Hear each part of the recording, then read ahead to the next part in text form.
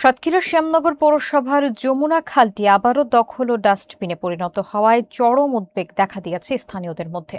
দীর্ঘদিন ধরে খালটির দুই পাড় দখল হওয়া এবং বর্জ্য ফেলায় পানি প্রবাহ বাধাগ্রস্ত হয়ে পড়েছে। খাল রক্ষায় প্রশাসনের ভূমিকা নিয়ে প্রশ্ন তুলছেন সচেতন মহল। বিস্তারিত দেখুন এসকে সিরাজের তথ্যচিত্রে।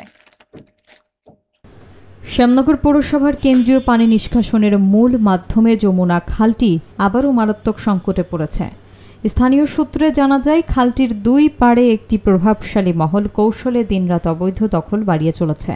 একই সঙ্গে বাজারের ব্যবসায়ীরা নিয়মিতভাবে খালের মধ্যে বর্জ্য ফেলেছেন, ফলে খালটি ডাস্টবিনে পরিণত হয়েছে। অল্পদিন আগেই খালের দুই পাশের অবৈধ স্থাপনা উচ্ছেদ করে খনন করা হলেও বছর পেরোতেই খালটি আবার আবর্জনায় ভরে গেছে। বাদঘাটা, নকিপুর, হাইবাদপুর, চণ্ডীপুর, গোপালপুর, কাঁচরাকাঠি ও নন্দীগ্রাম সহ প্রায় ৬-৭টি গ্রামের পানি নামার একমাত্র ভরসা এই খালটি। এমনকি উপজেলা পরিষদের পানিও এই খাল দিয়েই নিষ্কাশিত হয়। এ অবস্থায় সরকারিভাবে পৌরসভার সদরে দুটি বড় কালভার্ট নির্মাণের কাজ চলমান থাকলেও খালটি দখল হয়ে গেলে এসব উন্নয়ন কার্যক্রম ব্যর্থ হবে বলে মনে করছেন স্থানীয়রা। তাদের ধারণা, খাল রক্ষায় প্রশাসন নীরব থাকায় দখলদাররা আরও বেপরোয়া হয়ে উঠেছে। সচেতন মহল বলছে, খাল দখলমুক্ত করা জরুরি এবং বর্জ্য ফেলার সাথে তারা জড়িত।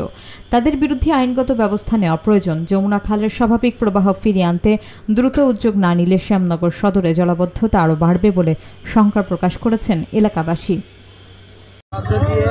শ্যামনগর পৌরসভার যে কার্যক্রম, সে কার্যক্রম চালানোর জন্য একদিকে কালভার্ট নির্মাণ করতেছে, যাতে পানি নিষ্কাশন হয় এবং দূষিত পানি যাতে সরে যায়। কিন্তু শ্যামনগরের যে প্রধান সড়ক এবং প্রধান যে বাজার সংলগ্ন সদরে, উপজেলা সদরে, এখানে একটি খাল আছে। এই খাল দিয়ে এলাকার ময়লা আবর্জনা চলে যায় আর কি, পানি চলে যায়, পয় নিষ্কাশন হয়, যে জলাবদ্ধতা সৃষ্টি হয়, ওই জলাবদ্ধতা এই খালের মাধ্যমে আর কি নিষ্কাশিত হয়। কিন্তু এই খালে প্লাস্টিক বর্জ্য এবং সমস্ত প্রকার বর্জ্য এনে এই অপরিকল্পিতভাবে এখানে ফেলে এমন একটি অবস্থা সৃষ্টি হয়েছে, এখান দিয়ে পানি সরা কোনোভাবেই সম্ভব না।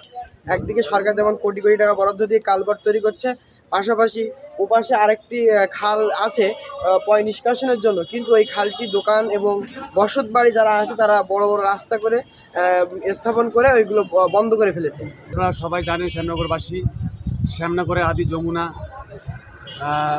বিভৎস অবস্থা, মানে বর্জ্যতে ভরে গেছে। পাশাপাশি পশ্চিম পাশে যে খালটা ছিল সেখানেও বৃত্তশীলরা বিল্ডিং ভবন বানিয়ে জলবদ্ধতা সৃষ্টি করেই অনেক আগে থেকে সেটা দেখা যায়। আমরা শ্যামনগর সবাই দেখছি সেটা নিয়ে আপনারা সাংবাদিকরা অনেক লেখালেখি করেছে, তারপরেও কোনোরকম কোনো সুরাও হয়নি। প্লাস এই যে যমুনাটা আজকের পুরা মধ্যশত জায়গায় ভরাট হয়ে গেছে, এই যে চরমভাবে একদম সমস্ত বাজারের বর্জ্য ময়লা, হোটেলের যতগুলো আপনার হচ্ছে মাটির যে মালসা বলে, মালসা, যে প্লাস্টিক, এগুলো দিয়ে মোটামুটি যমুনাটা পুরো একদম আর কি ভরে গেছে, যে গাছও পড়ে আছে। তো সর্বোপরি আমি বলতে চাই, সাংবাদিকদের, কলম সৈনিকদের লেখনির মাধ্যমে শ্যামনগরের এই আদি যমুনা বহমান করার জন্য, শ্যামনগরের এই আদি যমুনা যদি বহমান না হয়, এখানে প্রচুর পরিমাণ দুর্গন্ধ ছোটে, এখান থেকে বায়ু দূষিত হয়। এখানে আমাদের এই যে একটা মেয়ে যাচ্ছে, সেও এই গন্ধটা নেবে। আমরা এখানে ইভেন না দাঁড়িয়ে আছি, যারা দোকানদার আছি, যারা এই বর্জ্যর গন্ধ নেব আমরা, এটাই প্রবাহিত চলছে।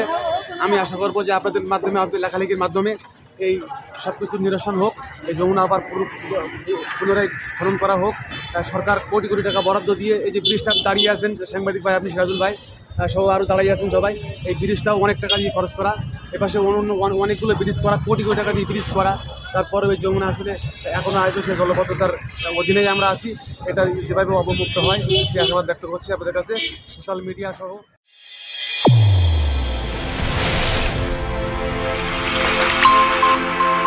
চ্যানেল A1, হৃদয়ের স্পন্দন।